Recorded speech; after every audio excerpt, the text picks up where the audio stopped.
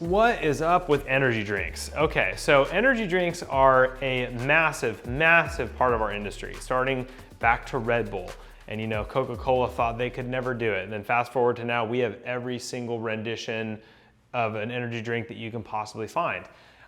There's good ones and bad ones. Honestly, I like energy drinks more than, like, let's start with energy drinks versus soda.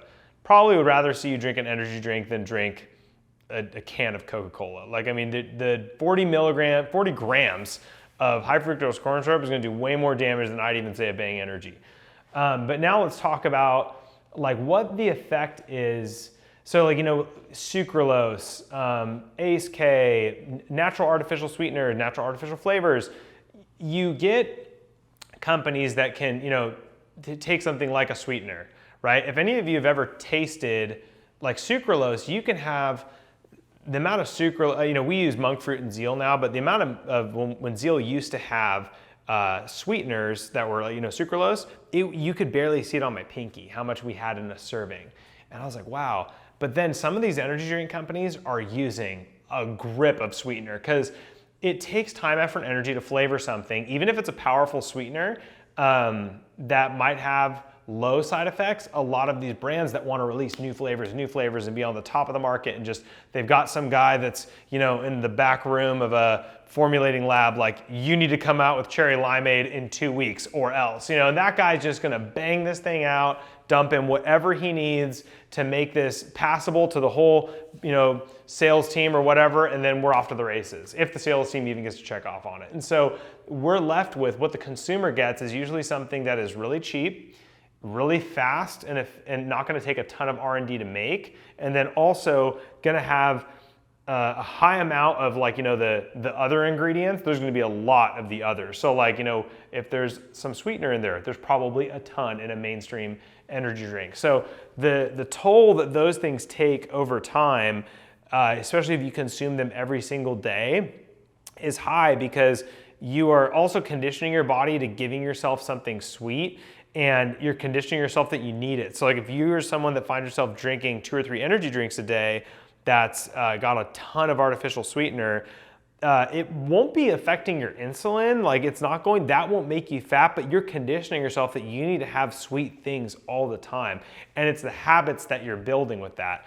And then behind that, you know, we're talking about the stimulation. I'm all for getting the best workout possible. Almost no energy drinks, you know, a lot of them are carbonated and stuff. You're not gonna drink those before a workout. You're drinking those because you're rolling up to a nutrition store or a gas station and grabbing something quick and just out the door because you need some energy. The downside to getting the, you know, and some energy drinks are starting to use natural stimulants, but just getting, you know, good old caffeine anhydrous is literally, it'll last 1,000 years, even if you leave it in the sun, and it is cheap and easy to make in a lab. You don't even have to extract it. So in a past video, I've talked about how there's herbal extracts. Think about it from a production standpoint. Herbal extracts means there was once a plant and you had to extract it and then put it in something.